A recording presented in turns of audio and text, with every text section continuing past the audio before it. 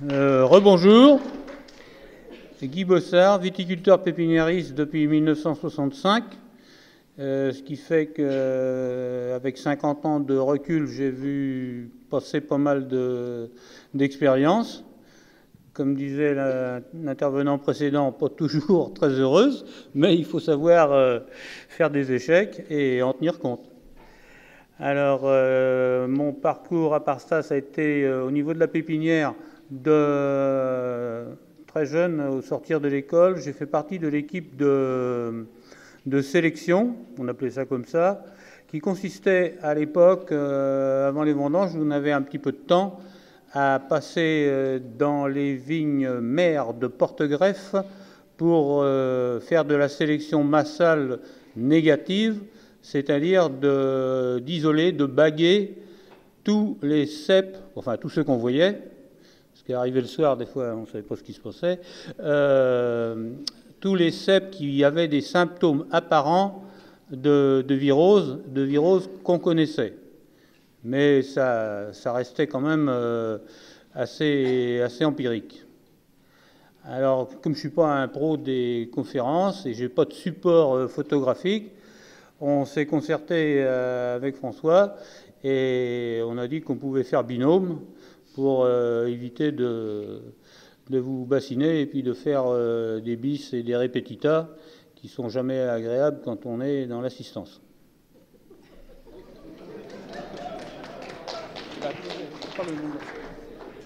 Bonjour à tous. Alors je vais essayer de parler avec ce micro-là, je ne sais pas si vous m'entendez bien, sinon je prends l'autre. Donc moi je suis François Dalle, je travaille pour la CICAVAC. La CICAVAC, c'est l'organisme technique du Centre-Loire. Alors le Centre-Loire, c'est à l'autre bout de la Loire, là-bas, tout au fond. Petite région qui regroupe 7 vignobles, 7 appellations. Pouilly-Fumé, Sancerre, Quincy, Reuilly, Menetou-Salon, Coteaux-du-Génois, Châteaumeillan.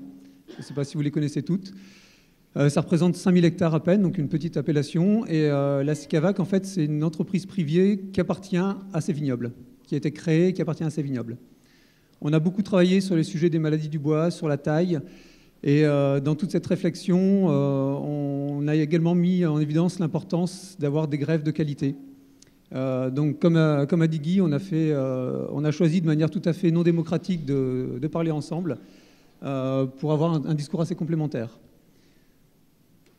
La première partie de ce discours, je pense, une des constatations qu'on a faites, je vous dirai peut-être 2 mots dessus, mais sur un projet qu'on est en train de mettre en place dans notre région, de, entre guillemets, labelliser des plants de vigne pour garantir leur qualité. On s'est rendu compte que les plants étaient parfois très bien faits, parfois un peu moins bien faits. Et surtout, une des premières constatations qu'on a faites, c'est que souvent, vous ne savez plus comment on fait un pied de vigne, comment on fabrique une greffe. L'objectif dans cette première partie, justement, c'est de vous remontrer rapidement, bien sûr, étape par étape, comment on fabrique une greffe. Et c'est là où Guy va nous faire profiter largement de son expérience. Ensuite, on verra 2-3 autres petits points sur comment bien réussir sa plantation et notamment comment rapidement préparer correctement son terrain et surtout comment tailler les premières années. Alors, on attaque avec la qualité des greffes. La première étape, quand vous produisez une greffe, c'est de récupérer des bois. Alors, Georg nous en a parlé un peu, Pierre nous en a parlé un peu. Vous pourrez récolter des bois sur des parcelles très très différentes, hein, parfois sur des parcelles un peu choquantes. Vous pouvez faire des sélections massales ou des sélections clonales. Je pense que là, Guy va nous dire beaucoup de choses très intéressantes. Je te laisse parler.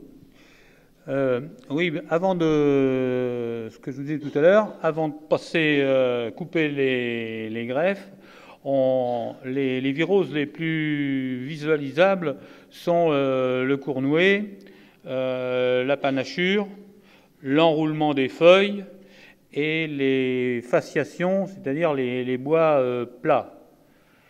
Autrement, il y a un autre système qui est comment dirais-je, encouragé par François Grimaire, c'est de faire des diagnostics en labo, ce qu'on appelle entre autres les tests ELISA. C'est pas mal non plus. Ça permet en plus d'éliminer ce qu'on pourrait appeler les porteurs sains, c'est-à-dire des ceps qui sont déjà contaminés, mais qui n'ont pas manifesté, qui n'ont pas extériorisé la maladie, les virus. Alors après la sélection, que vous la fassiez massale ou clonale, moi j'en parlerai pas parce que c'est pas ma tasse de thé, mais même en sélection massale, il faut répéter l'opération, à mon sens, plusieurs années pour trouver des ceps qui aient les critères, moi, qui me parlent, sont une production moyenne mais régulière, des grappes aérées, c'est toujours un plus, et aussi une bonne résistance à la coulure dans des cas de floraison difficile, conditions climatiques de floraison assez aléatoires. Alors après, on isole dans chaque parcelle des souches, mais attention, il est bon de ne pas aller trop loin, de ne pas se limiter à un nombre de souches intéressantes, mais un nombre trop faible, parce que n'oublions jamais qu'une sélection massale trop poussée n'est jamais qu'un clonage qui ne dit pas son nom. C'est à intégrer dans le process intellectuel. Alors après, il y a au moment de récolter les baguettes de greffons, il faut s'inspirer du calendrier, évidemment, pour les couper les bons jours, de préférence en sève montante, juste avant le débourrement, parce que quand ils sont en coton ou en laine, comme vous voulez, ils risquent après, en cave, si vous ne greffez pas tout de suite, de choper la pourriture. Et puis aussi, ça c'est une habitude au coup de sécateur, de récupérer que des sarments qui sont très fermes, très bien aoutés, et qui ont, quand on regarde la coupe, qui ont un rapport moelle-bois avec de la moelle le moins possible. Et il va sans dire aussi qu'il faut éviter de ramasser des sarments sur des ceps qui sont épuisés, stress hydrique, surproduction ou choses comme ça.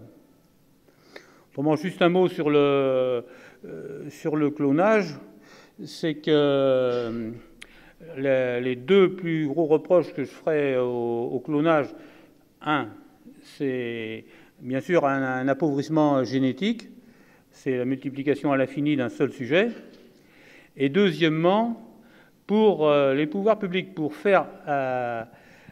rendre le matériel clonal attractif, le paramètre de choix, le paramètre de validation d'agrément des clones officiels, le paramètre dominant, c'était l'aptitude à la production, je dirais même l'aptitude à la surproduction. Donc, ce qui s'est passé, c'est que c'était des ceps qui avaient une aptitude à vous cracher des raisins, on n'en voulait plus qu'on en avait encore, et qui, au bout de quelques années, alors qu'ils devaient commencer à être dans la force de l'âge, avec un bon enracinement, ils s'étaient en fait épuisés, et quand ça a été dit ce matin, le microbe n'est rien, c'est le milieu qui fait tout, eh bien, il y avait une autodéfense qui était réduite quasiment à néant, et ceci explique en partie cela. Quoique les maladies du bois, ce n'est pas un paramètre ou deux paramètres, pour moi c'est un ensemble d'effets négatifs et cumulatifs qui nous a mis dans la situation dans laquelle on est en ce moment. Alors, tu veux parler de quelque chose, non ? Je dirais même, pour les sélections clonales, on est passé des individus aptes à faire de la surproduction, quand ils s'en sont rendus compte, à des individus aptes à faire de la sous-production. Les derniers clones sont des clones sous-productifs, à mon sens. Alors, en gros, il y a deux façons de faire une pépinière. Quand vous achetez des plants, vous pouvez acheter deux grands types de plants.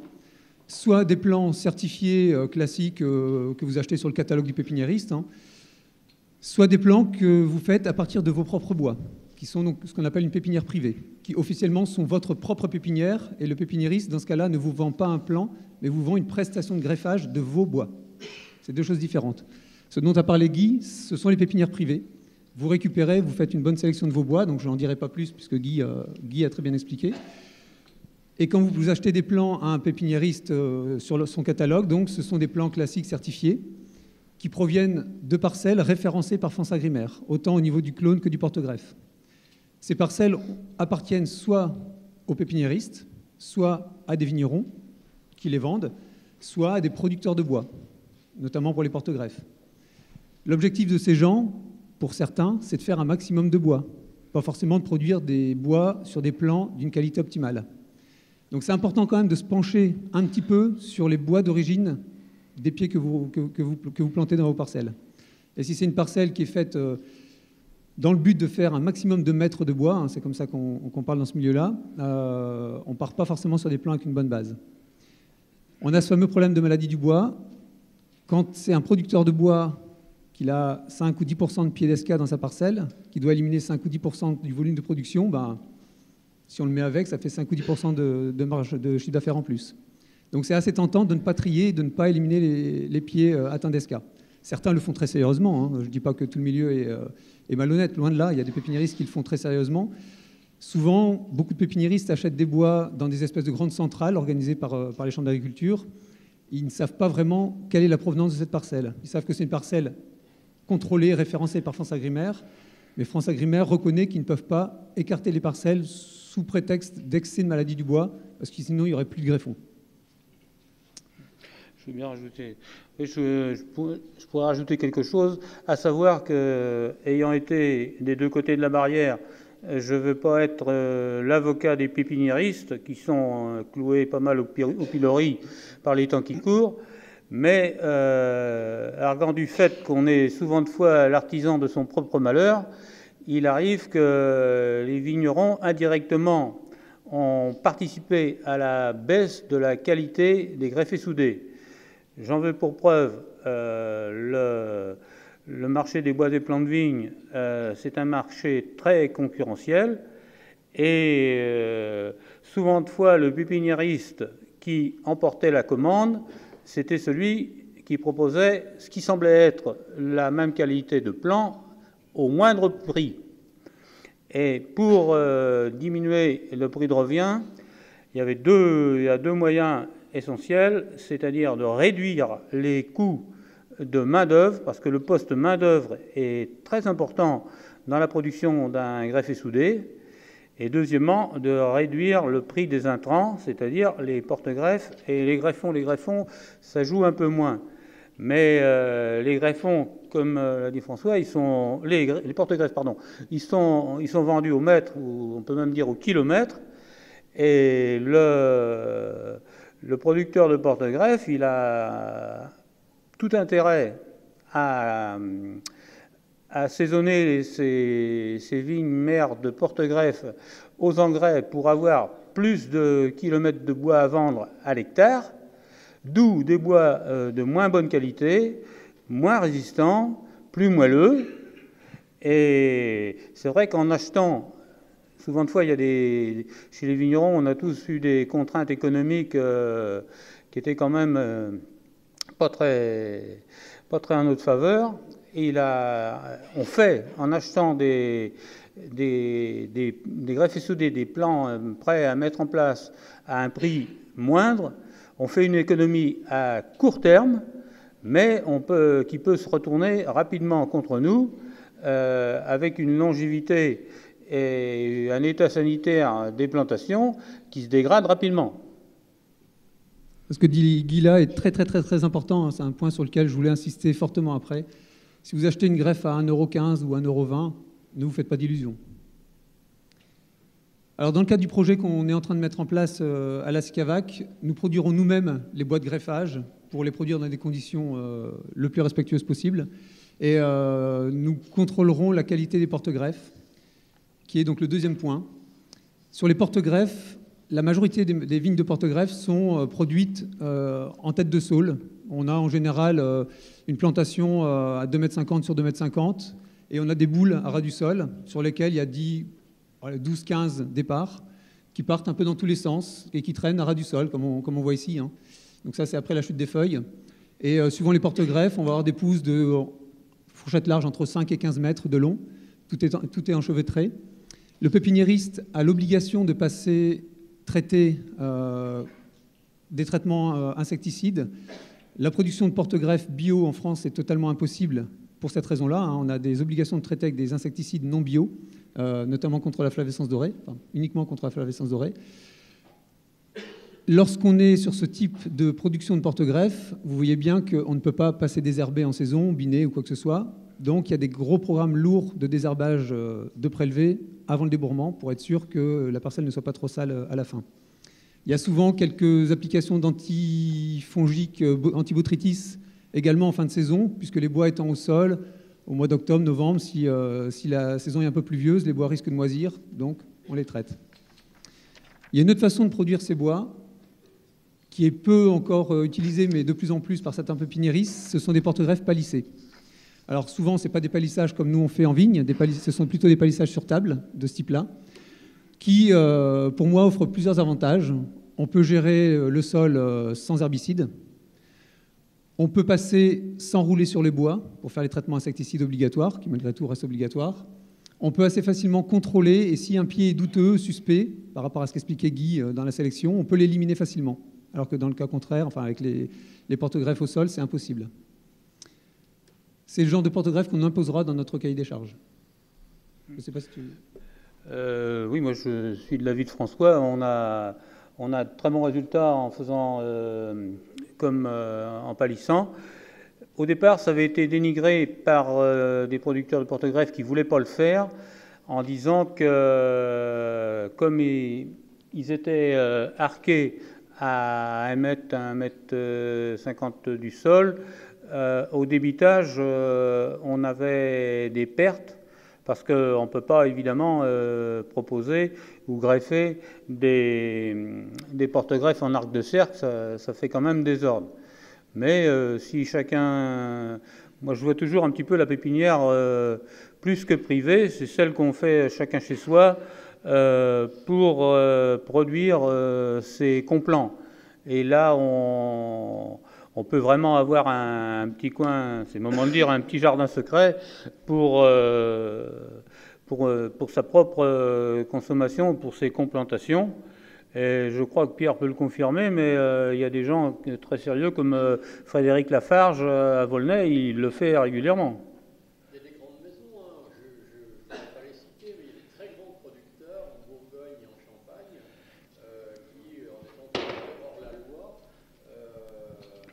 font leur production de porte-greffes sur des parcelles où ils ont sélectionné donc des porte-greffes, des parcelles qui... Ça leur plaisait globalement et ils font un travail de multiplication très très intéressant avec une diversification.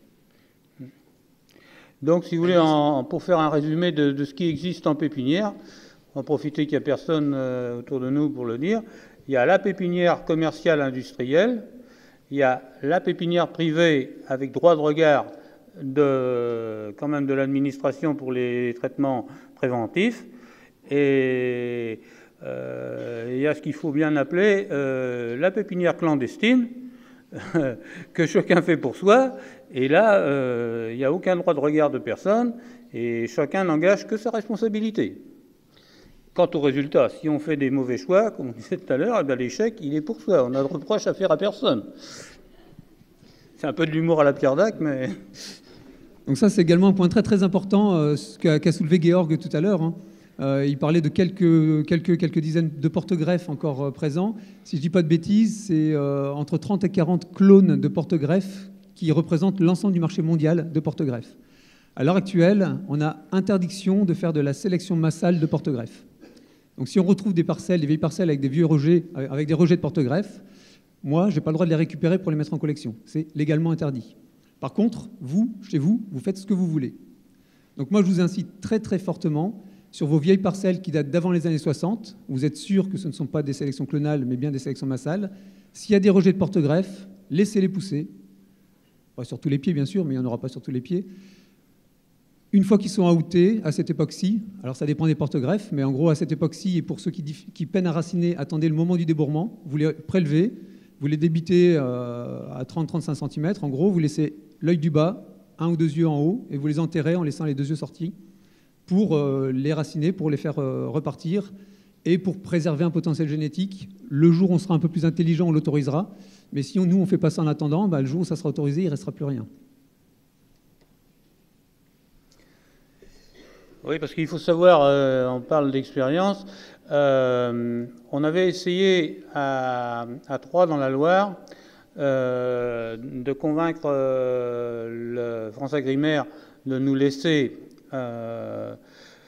quelques latitudes pour monter des productions de porte-greffes bio et nos pépinières bio, en sachant qu'on faisait signer à l'utilisateur une décharge comme quoi il savait que c'était des plans expérimentaux et qu'en cas d'échec, le ministère de l'Agriculture, via France-Agrimaire, ne pouvait en aucun cas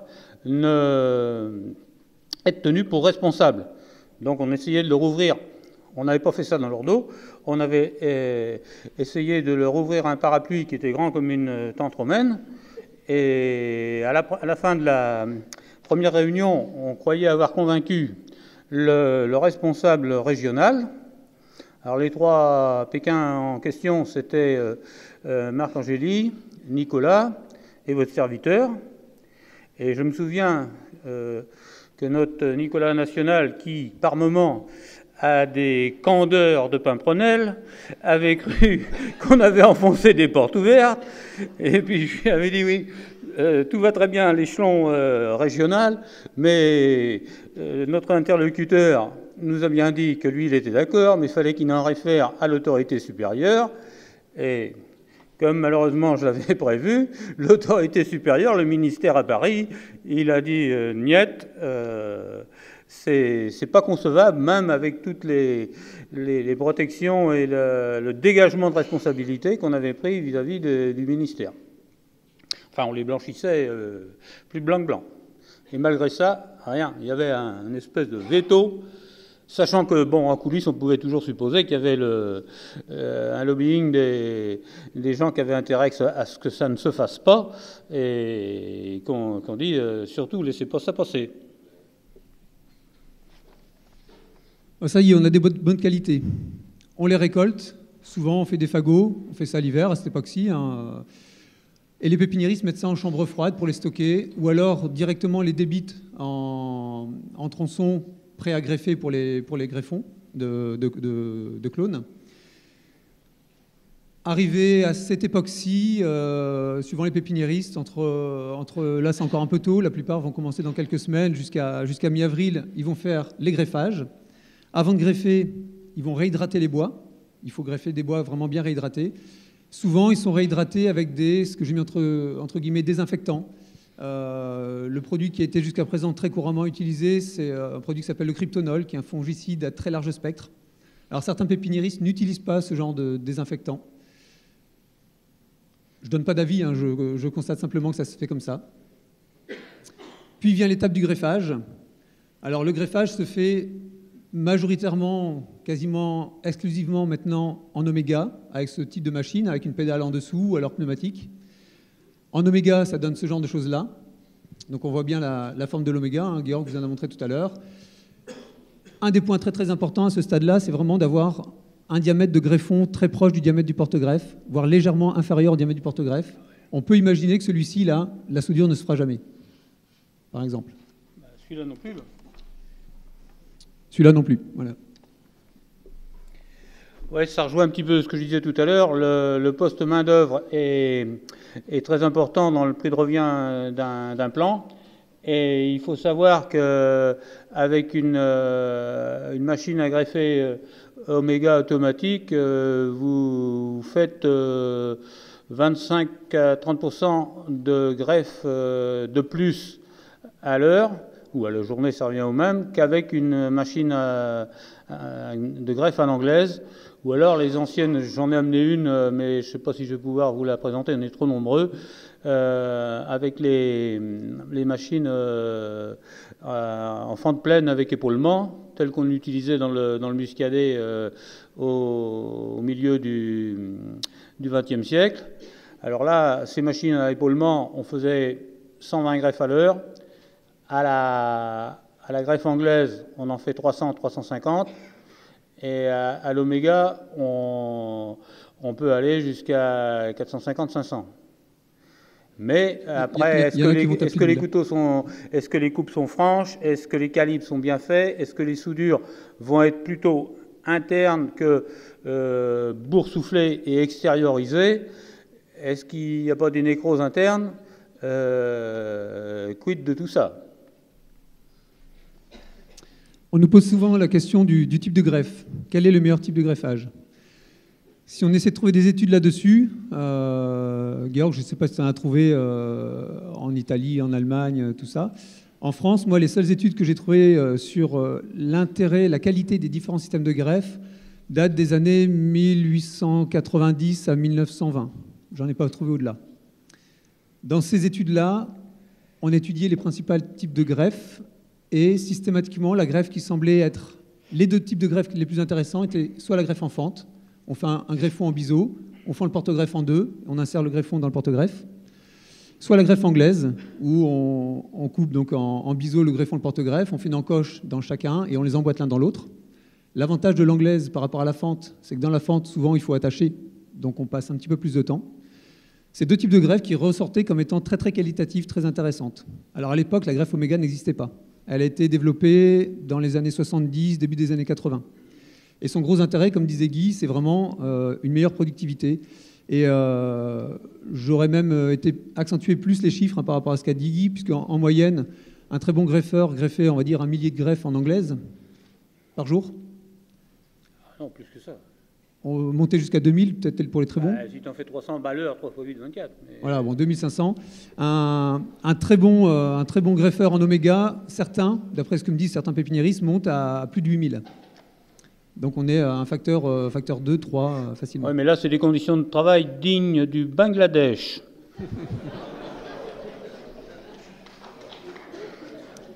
Alors je me suis amusé à essayer de refaire un peu le même type d'études et d'éplucher, de dépecer, comme a fait Georg, différents types de greffes pour essayer de voir quelle était la meilleure qualité de greffe. J'ai pris tous ces types de greffes-là. Il y a un quatrième type de greffe que je vous ai montré à droite, là, qui est la greffe mortaise, qui est une greffe qui a été inventée il y a très peu de temps, il y a quelques années, par le plus gros pépiniériste européen qui s'appelle VCR, qui est un pépiniériste italien. Et globalement, dans la greffe Oméga, on trouve très souvent des nécroses dans cette zone-là, tout simplement parce qu'on a des fibres de bois ici qui sont coupées, qu'on retrouve là. Donc forcément, il y a une zone de disjonction, le bois n'est plus alimenté, donc il y a une zone qui nécrose. Même chose dans le porte-greffe, on a cette zone ici, les fibres sont coupées, on les retrouve là, donc cette partie-là n'étant pas alimentée, elle nécrose. Donc dans l'Oméga, du fait de la façon de faire la greffe, on a forcément des zones de nécrose. Pour emboîter le greffon dans le porte-greffe, réussir à emboîter le greffon dans le porte-greffe, il faut avoir un petit peu de jeu, sinon ça ne va pas rentrer, ça ne va pas glisser. Donc c'est une greffe par emboîtement qui a un petit peu de jeu. Donc tout ça fait que régulièrement on a des nécroses à l'intérieur. J'ai récupéré des greffes anglaises pour les analyser, et les premières greffes anglaises que j'ai récupérées, c'est des vignerons de notre région qui étaient persuadés que la greffe anglaise était meilleure, qui ont demandé à leurs pépiniéristes de leur refaire des greffes anglaises. Pépiniéristes qui ne maîtrisaient plus la greffe anglaise, qui n'avaient pas envie de le faire. Le vigneron insistant tellement, il a quand même fait ses greffes anglaises. Et à ma grande surprise, il n'y avait pas photo, de loin, entre la greffe anglaise et l'Oméga. La meilleure, c'était l'Oméga. Alors je suis allé voir chez les pépiniéristes, et aller voir faire les greffes anglaises, on comprend pourquoi l'Oméga était meilleure. Il la maîtrisait plus du tout, et une fois que la greffe était faite, on voyait le jour à travers. Donc c'était des greffes de très très mauvaise qualité. Il y a très probablement une différence, je pense, entre une très bonne anglaise et une très bonne Oméga. La très bonne anglaise sera légèrement supérieure. Mais avant tout, il faut avoir une greffe qui soit très bien faite. Oui, parce que dans les machines à greffer à l'anglaise, il y a deux sortes. il y a ce qu'on appelle la simple, c'est-à-dire avec juste 2 lames. Alors il faut faire une première fois le porte-greffe et une seconde fois le greffon. Donc c'est toujours le même système, on a moins de rendement à l'heure. Ou alors, il y a mais on est sûr que l'angle de coupe de l'un et de l'autre est exactement le même, puisque ce sont les 2 mêmes lames. Alors qu'il y a la machine qu'on appelle en système vieux, en double, ce sont 4 lames. Et là, comme vient de le dire François, c'est un travail de réglage et d'affûtage qui peut être cauchemardesque. J'ai vu passer des fois des heures, j'ai vu des fois prendre une machine qui était mal réglée, tu changes la lame ou tu la règles en moins d'un quart d'heure, c'est nickel. Et des fois, 2 heures après, tu quittes la table parce qu'autrement, tu dis on va foutre un coup de marteau dessus, t'es hors de toi, et puis ça n'a toujours pas marché.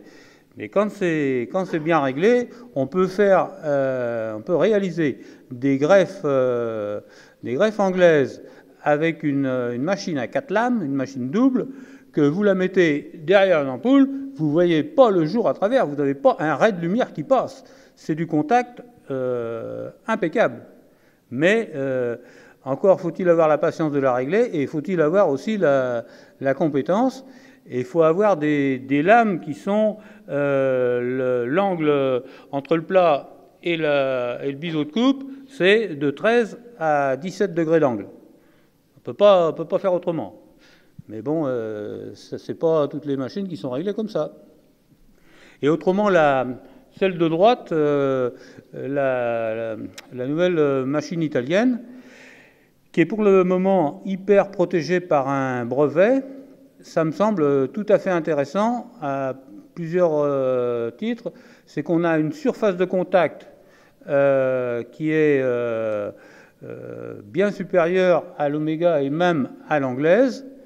Et deuxièmement, comme il y a tout ce système de tenons et de mortaises, ce découpage, on ne peut réaliser de greffe qu'avec des bois d'une belle section et d'une belle texture. Si vous avez les deux éléments qui sont complètement mous, complètement moelleux, complètement HS, vous n'arriverez pas à faire de greffe comme ça, ce sera réglé. Ça vous condamne à n'utiliser que des porte-greffes et des greffons de belle qualité. Et après, par contre, ça n'a aucune incidence sur la cadence. Parce que je voyais un article sur Internet sur cette machine, ça s'appelle Celerina Plus.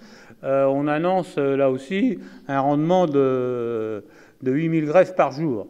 Alors, soit les gens, ils sont postés, ils font les 2,8, ou alors ça relève du numéro de cirque, hein, ou alors de l'exploitation humaine. Donc ce sont des mini-chaînes de tronçonneuses qui font les créneaux. Pour en avoir dépecé pas mal, donc je suis d'accord avec tout ce qu'a dit Guy, et globalement, c'est une greffe qui paraît avoir quelques intérêts. Il y a un petit défaut, c'est que le créneau du milieu du porte-greffe ici est systématiquement nécrosé. Donc dans toutes les greffes que j'ai décomposées, ce créneau est nécrosé, n'étant pas alimenté. Donc on a quand même une zone nécrotique à l'intérieur de la plante qu'on ne peut pas éviter. Une fois le greffage réalisé, les plants sont paraffinés. Premier paraffinage qui est réalisé par la grande majorité des pépiniéristes, qui n'est pas forcément indispensable. Guy me dira peut-être le contraire. Souvent, les pépiniéristes font un hormonage sur ce premier paraffinage, hormones pour favoriser le cal de soudure, pour stimuler le cal de soudure. Hormonage qui, pour le coup, là, n'est vraiment pas indispensable, et de plus en plus de pépiniéristes s'en passent très bien. Alors sur le paraffinage, j'ai fait des essais comparatifs. Un petit lot avec ce genre de cire du commerce et un autre à la cire d'abeille. Enfin, pas n'importe quelle cire d'abeille, la cire d'abeille de la Sansonnière. Donc, ça devait être des abeilles corses, c'est pour ça que c'était plus coriace. Et je dois dire que le résultat, redevenons sérieux, le résultat final au triage, au pourcentage de soudure réussie, était exactement les mêmes. Non, mais ça veut dire c'est pas la peine. Ceux qui peuvent trouver de la. Par contre, dans l'esprit, dans la démarche de la biodynamie, pour moi, c'est plus malin de protéger de sa greffe de la dessiccation avec de la cire d'abeille qu'avec des machins hormonés issus en plus la cire de l'industrie pétrolière. Et en plus, il faut savoir que la majeure partie des incendies dans les ateliers de greffage industriels viennent par les paraffineuses.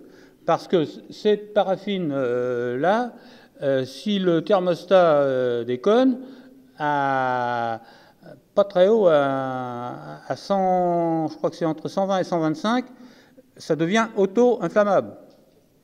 Alors, comme en général, il y a une inertie énorme, il le laisse en régulation la nuit. Si le thermostat se bloque, le lendemain matin ou à 4 heures, c'est les pompiers. Hein. Ça, c'est à peu près sûr. Tandis que la cire d'abeille a un point de fusion inférieur, elle n'est pas auto-inflammable. Et donc, ayant un point de fusion inférieur, elle est moins agressive pour le cambium et pour les éventuelles plaies de taille. Mais je pense que le paraffinage, enfin même la protection à la cire d'abeille, c'est très bien, parce que l'ennemi d'une greffe, c'est la dessiccation. Il faut faire très attention, même quand on stocke ces greffons et ces porte-greffes, il faut, comme l'a dit François, il faut absolument les immerger pendant 48 heures avant d'intervenir, mais avant, encore faut-il qu'avant, ils ne soient pas desséchés. Parce que si vous mettez du sarment à barbecue pendant 48 heures, il ne va pas être plus vivant après 48 heures qu'avant. Hein. Je savais que j'avais bien fait d'intervenir avec Guy. Donc ensuite, ces greffons sont mis dans des caisses, sont éventuellement disposés au frigo en attente pendant quelques jours, quelques semaines, avant d'entrer en période de chauffe. On les met ensuite donc en période de chauffe, en stratification, dans des pièces à 28 degrés à peu près, pendant 8 à 15 jours. Et là, c'est une période où le pépiniériste va surveiller ses greffes, même plus que vous surveillez votre vin en fermentation. Idéalement, il faudrait presque aller visiter chacune des caisses 2 fois par jour. En tout cas, les caisses qui vont vite, il faudrait presque aller les visiter 2 fois par jour. Et là, pendant cette période-là, à cette température-là, et une humidité vraiment constante, très très importante, le cal de soudure va se faire. Le cambium du greffon et du porte-greffe vont se multiplier, vont se développer, entrer en contact et créer une soudure. Pendant ce temps-là, le greffon va débourrer. Et si on les sort de caisse, on voit bien donc ce cal de soudure qui se fabrique. Alors, si les greffons ne sont pas laissés assez longtemps en stratification, le cal n'a pas le temps de se faire correctement. Et à cette période-là, il ne supporte pas les chocs thermiques. Vous le remettez à 10 degrés, c'est un massacre. Rapidement, en quelques heures. Si vous le laissez trop longtemps en stratification, le cal va continuer à se développer, faire des cals énormes. Pour ceux qui sont du Sud et qui utilisent le porte-greffe RU140, par exemple, c'est un porte-greffe qui a tendance à faire des trop gros cals. Si vous le laissez un peu trop longtemps en stratification, c'est une catastrophe. Et même si vous les laissez très très longtemps, ils vont tellement se développer qu'ils vont aller se coller entre eux. Et après, vous avez un bloc de greffe. Donc une caisse, si je ne dis pas de bêtises, c'est 1500 greffes, quelque chose comme ça. Ça dépend de la grandeur de la caisse, mais souvent... la caisse. Mais bon... La plupart des pépiniéristes sont... Sérieusement, reviendons à l'image d'avant, là. Oui, parce que vous voyez, là, ils sont empilés sur une caisse étanche. Ça, pour moi, c'est uniquement pour les gens, les industriels qui maîtrisent la stratification à l'eau courante. Et autrement, pour le commun des mortels, il faut prévoir des caisses percées au fond, ce qui vous permet de mettre de la tourbe, d'arroser et de la faire descendre pour qu'il n'y ait pas d'air. Et ça permet surtout qu'il n'y a pas d'eau qui dorme au pied, parce que ça asphyxie la couronne du bas, là, qui sera la partie où se génère la couronne de racines.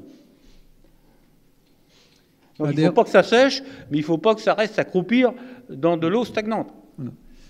Dans la stratification à l'eau, souvent les pépiniéristes, en fin de période de stratification, vont rajouter une eau hormonée avec d'autres types d'hormones qui vont stimuler la croissance racinaire.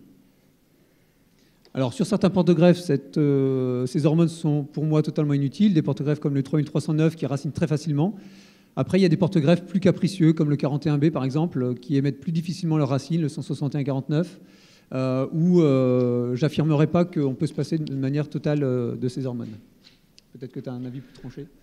Oui, moi je suis contre l'hormonage, mais par contre, ce qui peut très bien se faire, moi je le fais régulièrement, c'est au moment de la plantation, de praliner les 2 ou 3 cm du bas de la greffe avec de la bouse et de la 500 préparée, de la 500. Là, ça reste là aussi dans l'esprit de la biodynamie et ça vaut toutes les hormones synthétiques. Et on a naturellement dans la bouse de vache des hormones qui stimulent la croissance racinaire. On décaisse une fois que la stratification est finie. On reparaffine une deuxième fois. Paraffinage qui, là, à mon sens, est indispensable, sauf à buter les greffes en pépinière. On remet en caisse éventuellement pour remettre au frigo en attendant que les conditions météo soient bonnes pour mettre en pépinière. Alors les pépinières, il y a plein de façons de la gérer. Sous paillage plastique, en désherbant total, avec des sprinklers pour irriguer. Sans paillage plastique, sans désherbant. Certains le font, c'est possible. Certains utilisent des fertilisations chimiques, d'autres des fertilisations organiques. Certains travaillent leur terrain de façon biodynamique, des gens comme Lilian Berillon, et ne fertilisent pas le terrain au moment de la plantation. Il y a des densités de plantation très très variables. En moyenne, la grosse majorité des pépiniéristes sont à des densités d'un peu plus de 300 000 plants par hectare. Alors on parle souvent au mètre, encore une fois, donc on va être sur le rang à 18 à 22 plants au mètre. Certains travaillent avec des densités beaucoup plus faibles. En Allemagne, on travaille avec des densités beaucoup plus faibles que ça. Mais plus la densité est faible, plus il faut une surface importante. On a normalement un retour sur le même terrain, ce terrain-là qui est utilisé cette année. Le pépiniériste n'a pas le droit de remettre de pépinière dessus pendant un certain temps. À une époque, si je ne dis pas de bêtises, c'était 8 ans, c'est passé à 6, c'est passé à 4.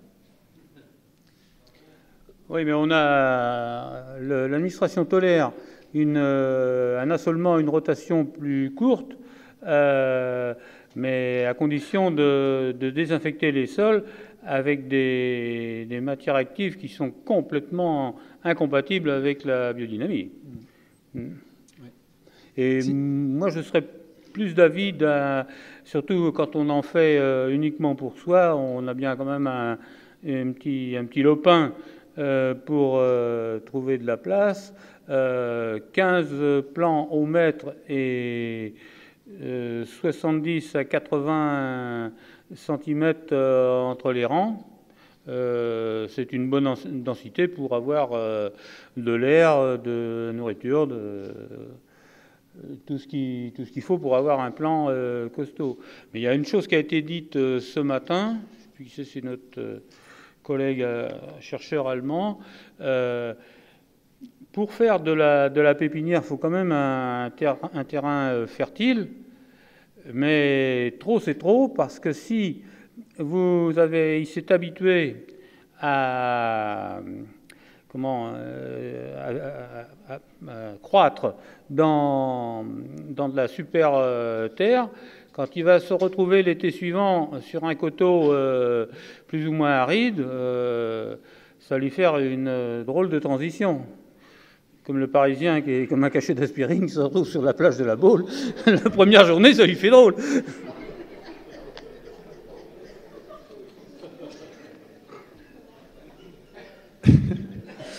Alors, on voit ici qu'avec une telle densité de feuillage et un arrosage par le dessus, on crée une aspersion, on a une pression parasitaire, une pression mildiou qui est intense, très très intense.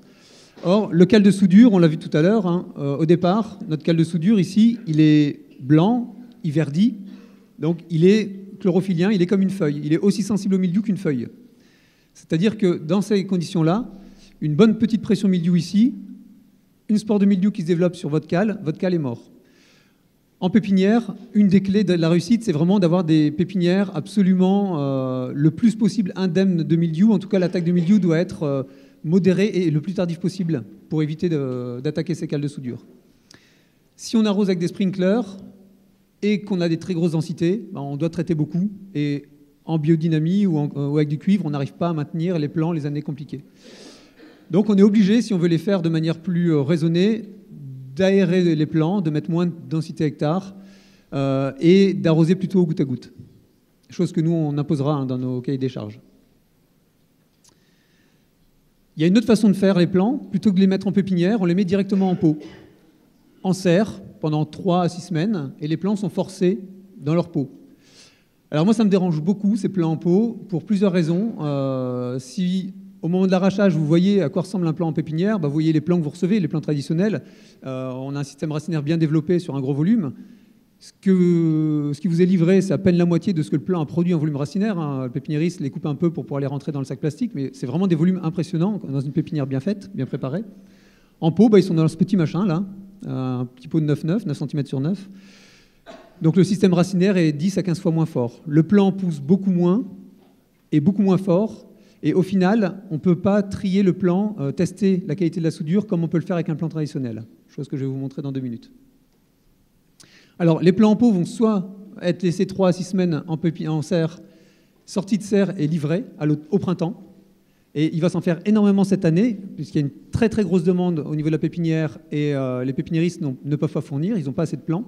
Donc il y a beaucoup de vignerons qui veulent absolument planter au printemps. Donc c'est des plants qui sont en train d'être greffés maintenant, qui vous seront livrés dans 2 mois.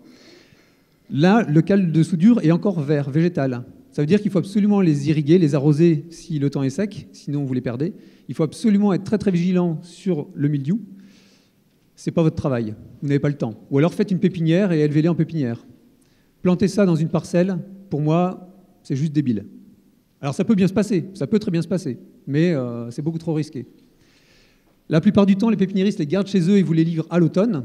Alors l'avantage par rapport à un traditionnel, c'est que le traditionnel, il faut attendre la chute des feuilles pour les arracher et pouvoir les récupérer, rarement avant le 15 novembre pour vous. Le plant en pot, vous pouvez le récupérer dès le 15 octobre.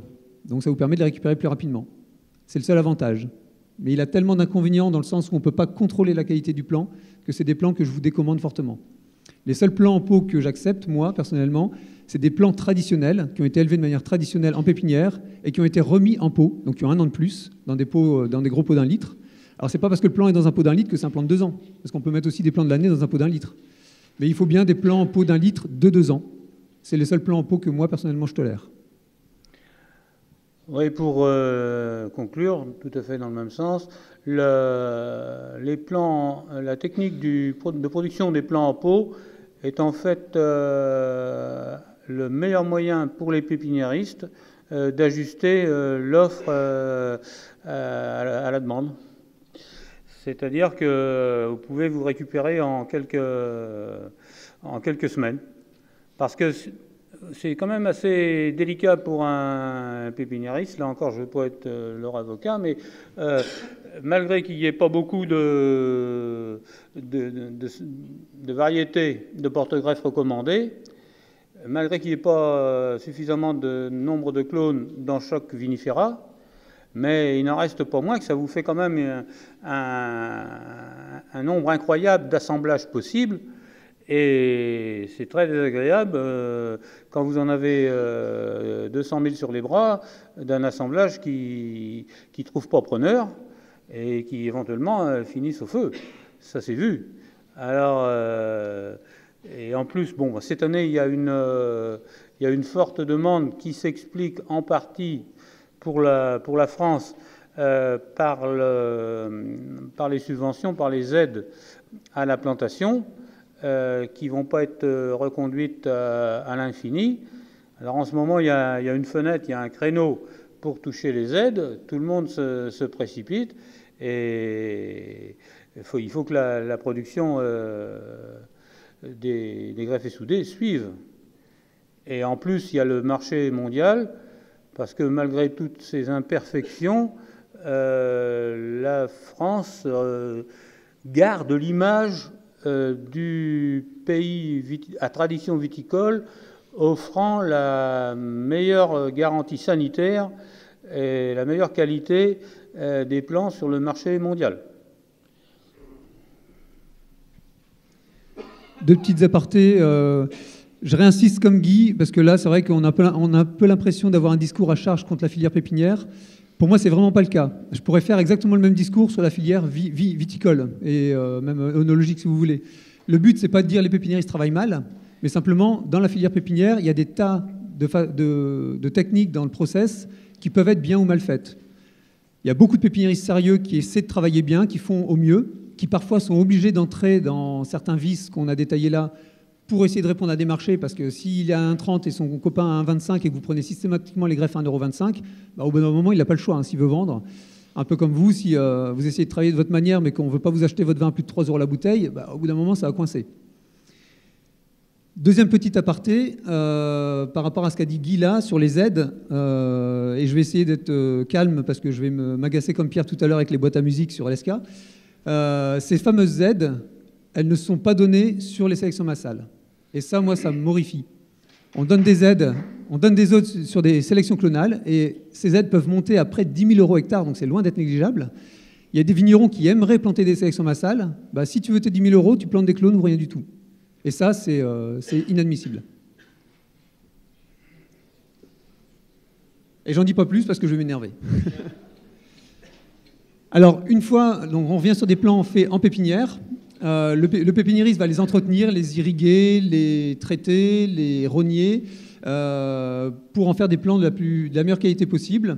Et il va les laisser en pépinière jusqu'à la chute des feuilles. Et idéalement, il va attendre pour arracher sa pépinière que les feuilles soient bien tombées, que l'ahoutement soit bien fini, que le plant soit bien entré en dormance. On peut discuter sur les jours d'arrachage de pépinière, un peu comme les jours de vendange.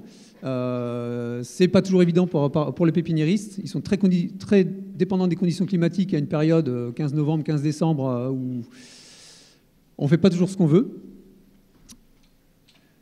Il y a des lots de ce type-là qui sont très bien réussis et légalement, un pépiniériste n'a le droit de vous livrer une greffe que si elle a fait 1 ou 2 pouces outés sur au moins 20 cm.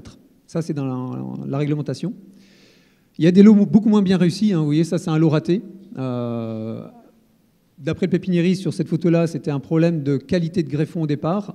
Greffons qui n'étaient pas sains, qui ont séché à la conservation. Et on a beau les réhydrater. J'aurais du mal à reprendre l'expression de Guy, mais avec des sarments à barbecue, vous avez beau les réhydrater autant que vous voulez, ça donne ça. Donc là, on voit des greffes qui n'ont pas pris. On voit une greffe qui a pris, mais qui a poussé sur 10 cm et qui a outé sur 3 cm. Une autre, pareil, qui a poussé sur à peine 20 cm, mais qui a outé sur 2 cm. Tout ça, vous êtes à peu près sûr que c'est des greffes qui ne valent rien et qui ne peuvent pas être livrées. Puis quelques jolies greffes. Alors malheureusement, les pépiniéristes, c'est comme vous, ils ont beau faire tout leur possible pour avoir des lots de bonne qualité, de temps en temps, il y a un échec. La période de l'arrachage, souvent, se fait mécaniquement, avec des machines qui sont souvent un peu trafiquées ou adaptées. Ça, c'est une machine allemande, d'ailleurs. Et je ne sais pas si vous voyez bien, mais on a un volume de racines qui est vraiment impressionnant sur une greffe en pépinière, quand c'est bien fait. Vient l'étape du tri. Et au niveau de l'étape du tri, il faut être très, très vigilant. Là, on a 2 greffes. À droite, une greffe qui, visuellement, pour moi, est très bien soudée, avec un cal de soudure qui n'est pas du tout... À gauche, pardon, à gauche. Là où il y a le cercle rouge. J'étais comme ça, donc à droite. Donc, une greffe qui, visuellement, pour moi, est très jolie, avec une bonne continuité des vaisseaux entre le greffon et le porte-greffe. Pas du tout un gros cal de soudure, une grosse boursouflure qui n'est pas utile. À droite, une greffe qui est beaucoup moins jolie, où là, on voit que visuellement, on n'a pas du tout de continuité entre les vaisseaux du greffon et du porte-greffe. Donc, greffe à défaut. Cette greffe de droite, si on la teste, elle casse, elle cède, et on voit qu'il y a toute une partie de la greffe qui n'était pas soudée, donc qui n'était pas... ça, c'est une greffe qui n'est pas commercialisable légalement. Le tri des greffes, c'est une étape très, très, très importante. C'est l'étape finale lors de laquelle le pépiniériste va contrôler si les greffes sont bonnes ou pas. Sur 100 greffes produites, en moyenne, grosse moyenne large, le pépiniériste va réussir à faire 50 greffes de bonne qualité. Il y en a quelques-unes qui vont mourir pendant tous les process qu'on a expliqués précédemment. Et il va en casser 20-30% au tri, lorsque le tri est bien fait. Je vais vous montrer juste une ou deux diapos une ou deux petites vidéos de personnes en train de trier des plans. Et vous allez voir que quand on trie un plan, quand on le fait bien, on trie vraiment un plan. Alors, on prend la greffe et on la plie légèrement, enfin légèrement assez vigoureusement, au niveau du point de greffe, pour vérifier si ce point de greffe tient correctement. Elle vérifie la qualité du système racinaire, et surtout, vous voyez ce geste qu'elle accomplit pour vérifier que la greffe tient au niveau du point de soudure, en la tournant de plusieurs côtés, pour vérifier qu'elle est bien soudée sur toute sa périphérie. Et là, on est sur un excellent lot, parce que vous voyez qu'elle trie quand même assez sévèrement, et il n'y a rien qui casse. Là, c'est un lot où il y avait plus de 80% de réussite. Donc là, vous avez vu qu'elle en a jeté une qui n'avait pas poussé. Et je vais vous montrer une deuxième avec une dame qui trie un peu moins sévèrement, mais correctement tout de même. Où on va voir quand même une greffe qui casse. Parce que c'est quand même bien de voir une greffe qui casse. Hop.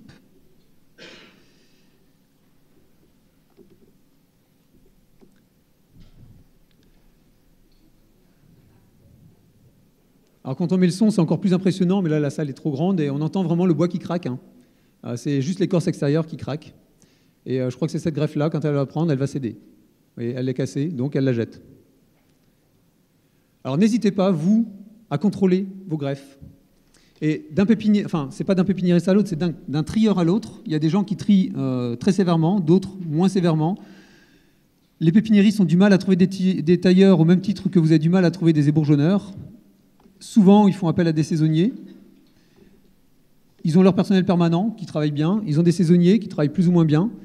Et quand vous recevez vos greffes, vous les recevez par botte de 25, elles sont ficelées par botte de 25, il peut y avoir des meilleures bottes que d'autres. Et il peut y avoir des bottes catastrophiques. Et il m'est arrivé sur certains lots, alors encore une fois, je ne fais pas du tout une généralité sur ce que je dis là, mais il m'est arrivé sur certains lots d'avoir plus de 40% des greffes en les retestant que j'ai cassées, qui n'auraient pas dû être livrées. Un pépiniériste qui trie sévèrement, je vous dis, il va faire à peu près 50% de réussite.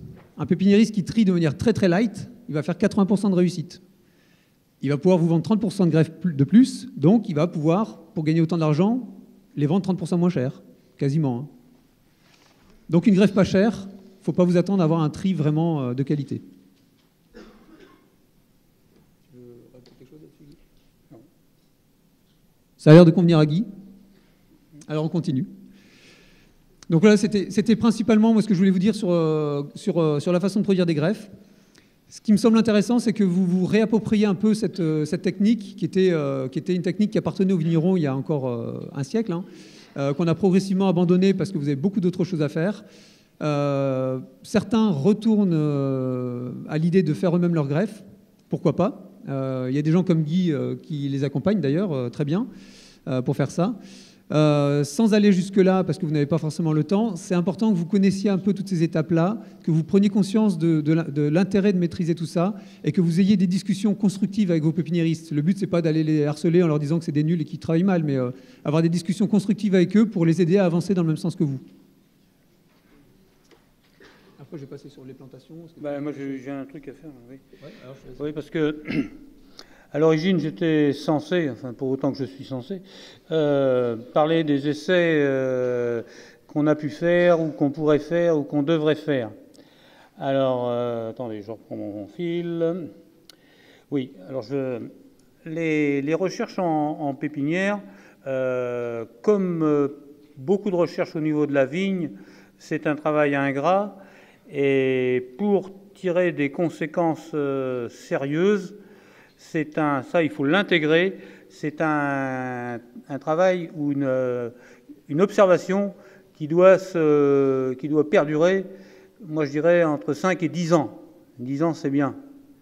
Parce que on n'a pas tellement le droit à l'erreur. Par exemple, j'ai rien contre les productions légumières, mais si vous vous trompez sur un champ de salade, vous pouvez en faire 3 dans la même année, ça va. Mais si vous vous trompez sur un terroir, vous vous trompez de vinifera, vous vous trompez de porte-greffe, vous plantez des plants qui sont pas solides, ça, vous n'allez pas le payer tout de suite, mais c'est un effet boomerang qui va quand même vous coûter très cher. Alors, qu'est-ce qu'on a... On avait eu l'intervention très intéressante d'Alex Podolski qui nous disait que les maladies en général et les maladies du bois en particulier pouvaient être attribuées à l'affaiblissement de la vigne. Ça, c'était jusque-là très bien. Et qu'une des manières pour lui de régénérer la vigne, c'était de repasser par la germination. Alors, message reçu, la petite équipe qui assistait, on a tous semé nos pépins de raisin, et ça a, ma foi, poussé. Mais pareil, ce qui nous interroge encore aujourd'hui, moi j'ai des semis qui flirtent avec la dizaine d'années, et j'ai jamais vu de grappes. J'ai vu quelques grappillons. Donc économiquement, c'est très dur à gérer, quoi. Enfin, j'ai à dire que c'est du... Là encore, j'ai eu ma tête de turc pour là, mais c'était des pépins de raisin de Cabernet qui venaient de la Sansonnière. Alors je dis, c'est peut-être qu'ils sont en Corse, ils sont pas trop courageux pour produire, mais c'est pas la seule explication.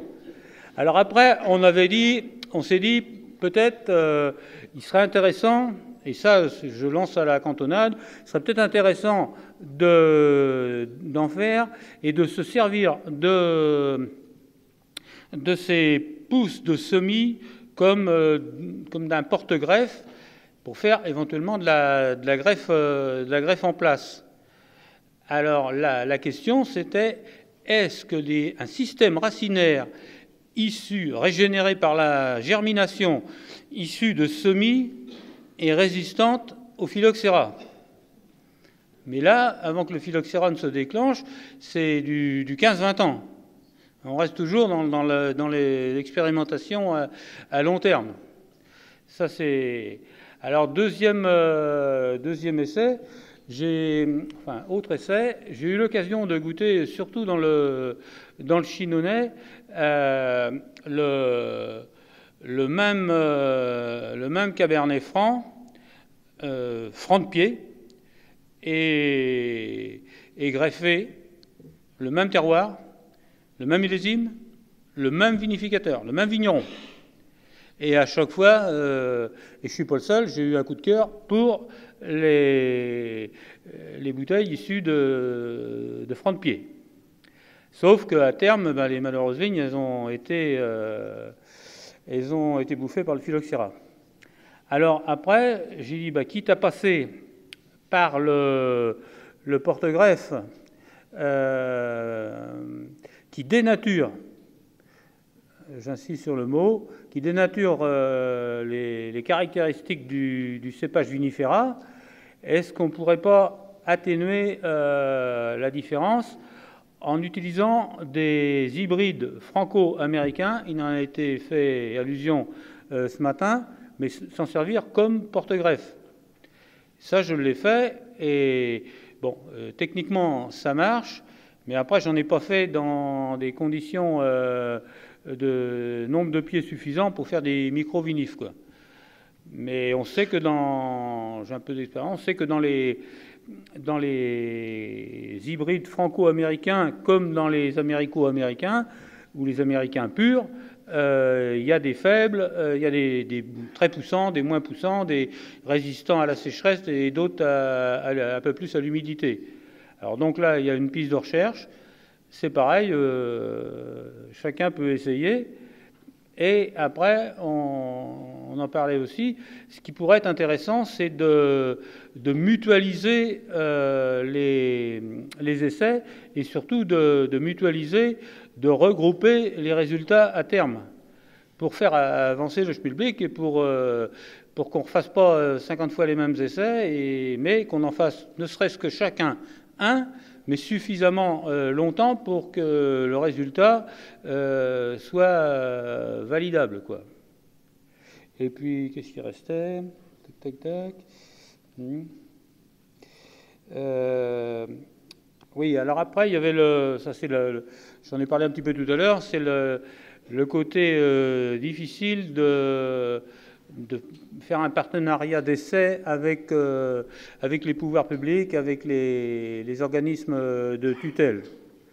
Ce qui serait intéressant parce que eux, ils ont un budget et ils sont rodés pour faire ça, mais sauf que l'orientation de leurs essais est complètement différente des nôtres. On n'a pas les mêmes valeurs, comme dans les grillettes.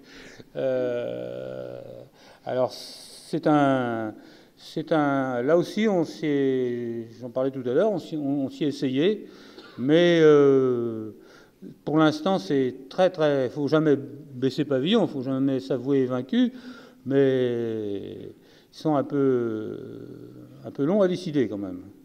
Et pour l'instant, ils ne sont pas pro-bio, pro-biodynamiste. On est peut-être moins leur bête noire qu'on l'a été, mais de là à nous accorder des lignes de crédit substantielles, là encore, s'il y en a qui ont des relations privilégiées avec le ministre de l'Agriculture, faut secouer le prunier. Allez, j'en ai terminé. Je laisse François.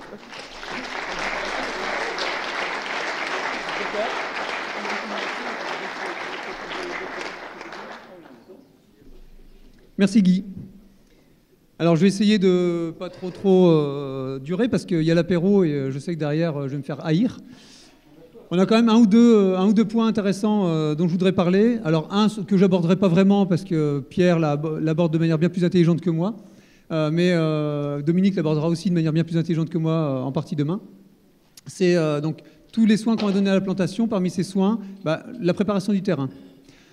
Alors pour moi, ça, visuellement, quelques semaines après la plantation, je considère que c'est une plantation réussie, où on a des plants, on a les premières feuilles qui sont un peu rabougries, qui ont une forme vraiment particulière, les premières feuilles des plants.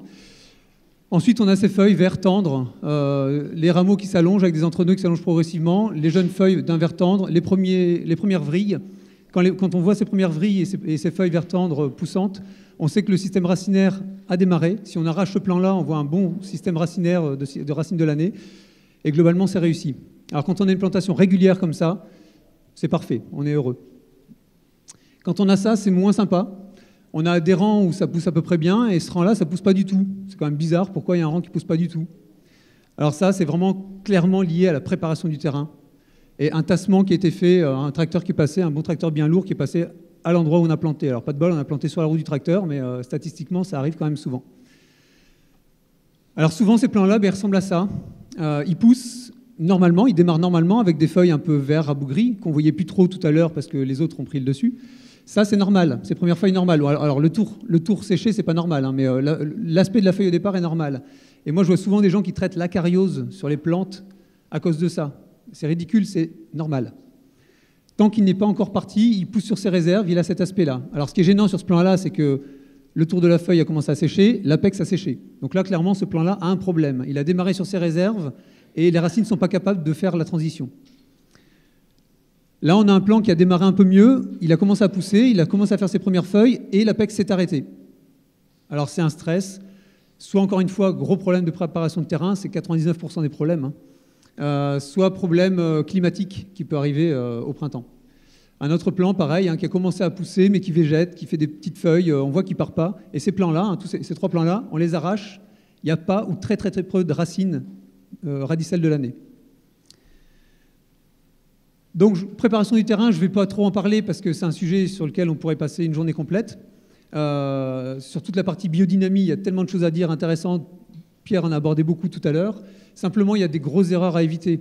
Chez nous, on a certains terrains, on a 15 cm de sol, la roche calcaire en dessous, et si on laboure à 25 cm, on remonte le calcaire, on a des grosses plages de calcaire, et 6-7 ans plus tard, on a des gros ronds qui chlorosent dans la parcelle, et le vigneron nous appelle en disant « je ne comprends pas pourquoi ». Et moi, je comprends, parce qu'il y a 6-7 ans, j'avais vu ta parcelle, et les ronds, on peut les dessiner, hein, je m'amuse à prendre les photos, je leur remonte les photos quelques années plus tard, c'est les ronds qui chlorosent. Hein. Donc, faites attention à la façon dont vous préparez votre terrain. Encore une fois, je ne rentre pas dans le détail, il y a trop de choses à dire. Puis après, voilà, les cas extrêmes des vignobles qui ont trop d'argent. Je parle de chez moi, mais ça se fait ailleurs. Hein. On a un beau terroir, hein, n'est-ce pas? Alors ça se passe de commentaires presque. Hein. Là, pour ceux qui ne connaissent pas et qui ne comprennent pas forcément la photo, on enlève toute la terre arable sur 40 cm, on met tout ça sur le côté, là on fait des beaux gros tas, on profile le terrain comme ça nous arrange, et après on remet les 40 cm de terre arable. C'est un beau terroir. Alors, pour moi, l'ennemi travaux publics numéro 1 sur la préparation des terrains, c'est la herse rotative. La herse rotative, c'est un outil qui ne devrait jamais rentrer dans une vigne, dans un terrain en préparation. C'est toujours catastrophique. Ça va travailler sur 25-30 cm de profondeur. Ça va vous faire une très belle semelle de labour à 25 cm, et c'est là où vous mettez votre talon racinaire. Et très souvent, moi, ça m'arrive d'avoir les plants qui poussent mal, comme on a vu tout à l'heure. Et quand on creuse, au niveau du système racinaire, on a ce genre de choses-là. C'est pas forcément visuel sur une photo, mais déjà, ça pue.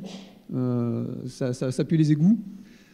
On a des zones bariolées, on voit bien qu'on est dans une zone complètement hydromorphe, c'est complètement compact, il n'y a plus du tout de circulation de l'eau. Donc l'eau s'infiltre et stagne à 25-30 cm de profondeur au niveau du point racinaire. Les racines se développent et pourrissent. Et ces plants-là, 1 mois, 2 mois après la plantation, on les arrache, il y a 0 radicelle. Et on voit même, vous voyez, des moisissures qui commencent à se développer. Chose qu'on voit très classiquement. Alors souvent, là, on appelle le pépiniériste et on lui dit « t'es nul, tu m'as fait n'importe quoi et tes plants, ils ne poussent pas. Qu'est-ce que tu m'as livré ?» Alors les pépiniéristes ont parfois des torts, mais là, très très souvent, le problème il vient de la préparation du terrain. Quand on plante une vigne, et surtout pour des pieds de remplacement, il y a un facteur moi, qui me semble essentiel, c'est de conserver un minimum de racines. Mettre les plants à la boule à zéro, c'est pas terrible, surtout pour des porte-greffes comme le 41B, le 161-49 qui racinent difficilement. Il faudrait laisser au minimum 2-3 cm sur des porte-greffes comme les 3309. Sur des terrains nouveaux, il n'y a pas trop de concurrence, on peut faire ça également sur du 41B. Par contre, sur les porte-greffes à enracinement difficile comme le 41B, il faudrait laisser au minimum 5-6 cm sur les complants. Sachant que ces racines contiennent énormément de réserves, et c'est ces réserves qui vont aider à la mise en route de la pousse de la plante et de la pousse des radicelles. Donc là, on a un essai où on a comparé plants, on a fait des racines courtes. Quand je dis courtes, c'est 4-5 mm. Et là, on a laissé 7-8 cm de racines. Là, c'est la même parcelle, hein, on voit, je me suis un peu baissé, la différence de pouce la première année. Un complant, il a pour moi 1 mois et demi pour faire sa place. Et au bout d'1 mois et demi, le trou que vous avez fait, que vous avez préparé, il va être colonisé, envahi par les pieds d'à côté. Si en 1 mois et demi, il n'a pas été capable de faire sa place, c'est fichu. Donc n'hésitez pas, c'est plus de boulot, c'est sûr, mais n'hésitez pas à laisser au moins 5-6 cm de racines. Alors, il y a encore beaucoup de choses à dire hein, sur la fertilisation spécifique, sur des tas de choses. Je ne vais pas tout aborder, ça serait beaucoup trop long. Je me concentre sur quelques points importants. Et il y a un point important sur lequel, donc, comme vous savez, pour certains d'entre vous, la taille, c'est un petit peu un de mes dadas. Et sur les premières années, je me suis rendu compte qu'on fait souvent des très grosses erreurs de taille.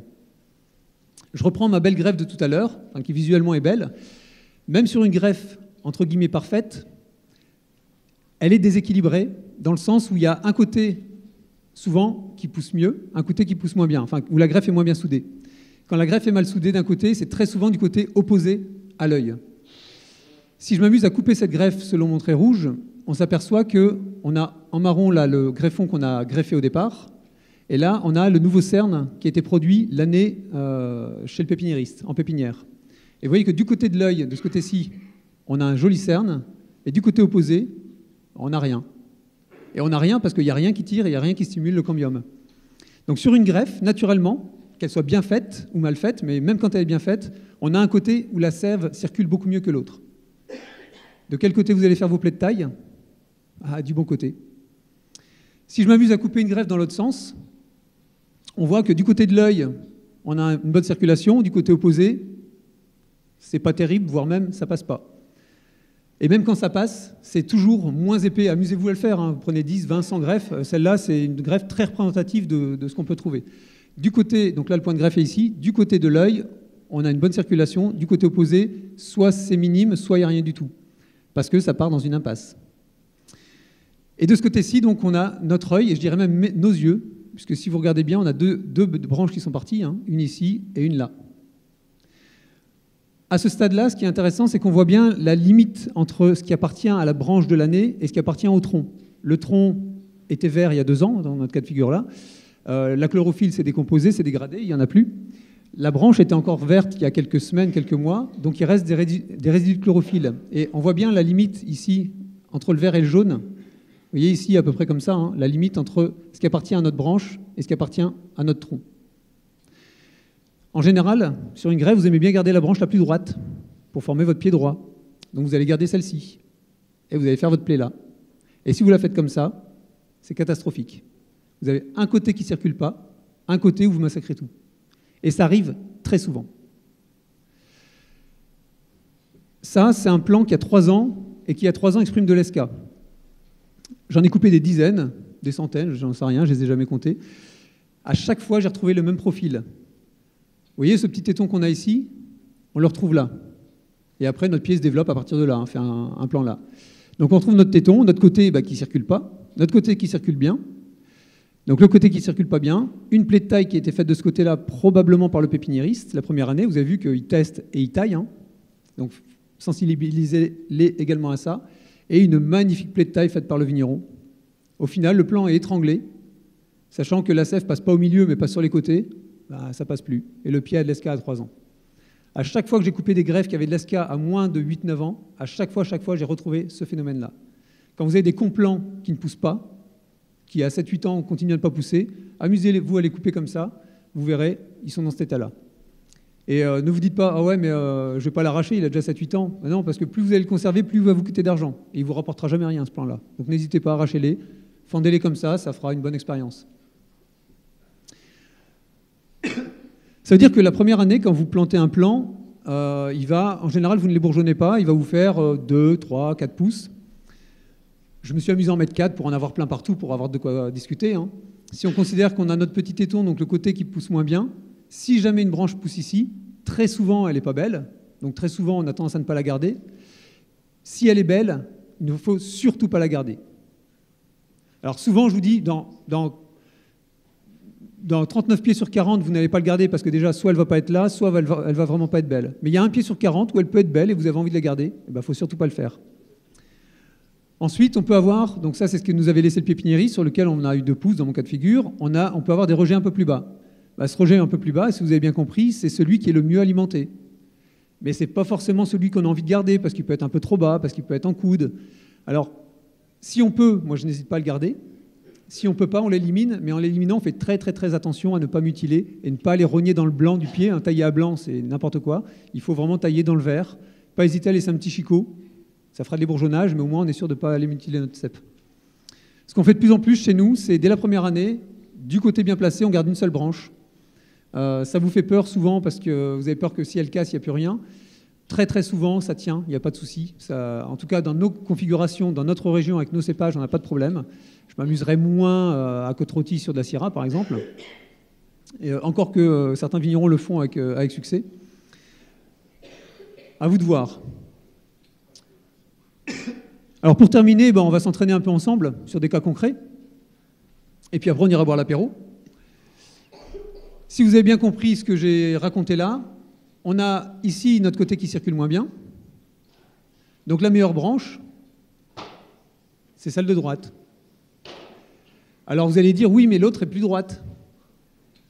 Si vous prenez la branche de droite, donc que j'ai représentée avec une flèche verte, et que vous l'attachez, dans 4-5 ans, je vous mets au défi de trouver le pied plus droit ou plus tordu que si vous aviez pris l'autre. Par contre, vous avez pris la branche qui est dans le bon flux. Et ce n'est pas un hasard, vous voyez bien que cette branche a un meilleur diamètre. Elle a été mieux alimentée. Et c'est très très souvent le cas. Donc à la limite, si vous ne voulez pas regarder où sont les bons flux, si vous regardez les branches au meilleur diamètre, elles sont à 99% des cas situées dans le bon flux.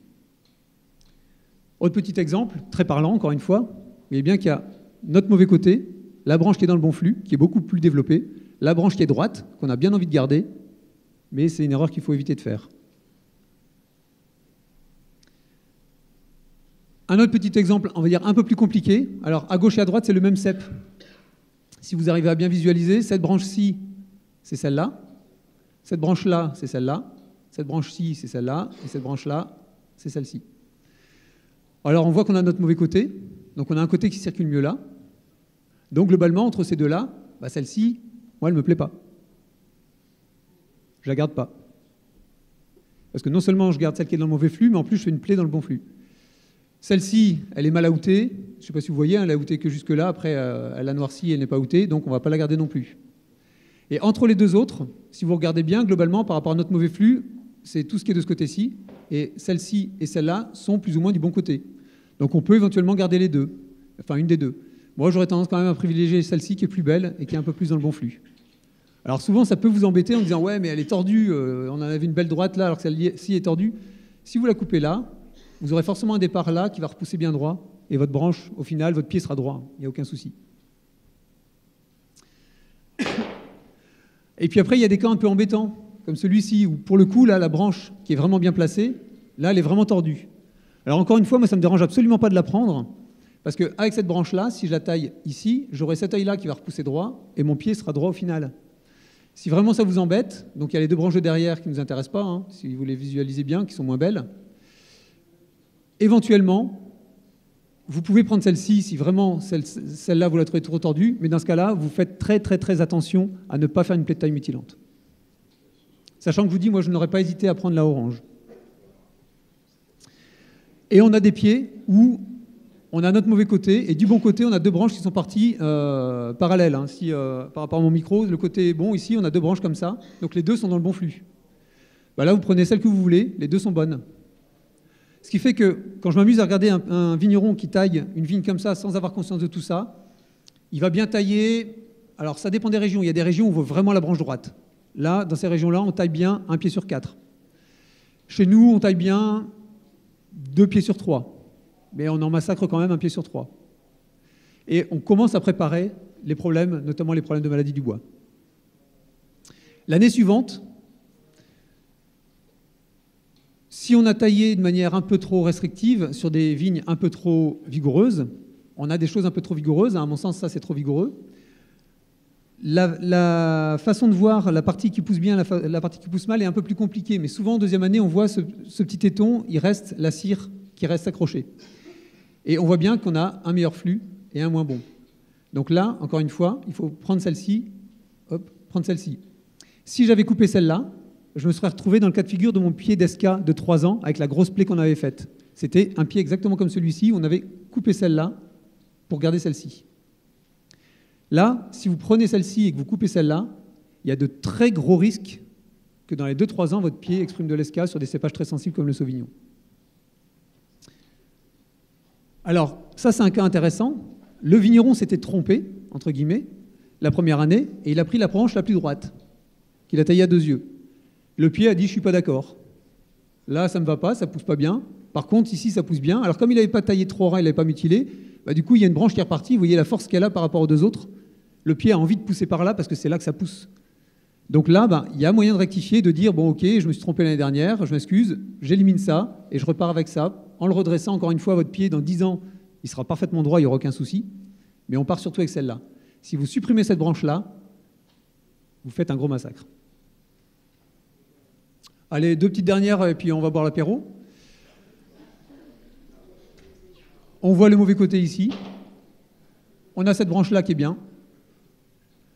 Et on a les cas très embêtants, où pour le coup, c'est l'année où on va, vu la vigueur, on va essayer de former notre tronc, on va monter au fil. Voilà, moi, j'ai pas trop envie de monter avec ça quand même. Genre bec de canard, c'est pas mal. Donc on va éviter. Bah, dans ce cas-là, tant pis. Hein. Celle-là, elle me plaît pas trop. Moi, je vais plutôt partir avec celle-ci. Je sais que c'est pas terrible. J'aurais pu l'anticiper en taillant mieux l'année précédente, et notamment en gérant les yeux sur le courson l'année précédente, mais on parlera des yeux une autre fois, on boira l'apéro dans 5 minutes. Donc là, vous avez 2 choix, hein. Surtout on prend celle-là. Soit on prend celle-ci, qui est quand même droite, pour former un pied droit, et on fait très très attention.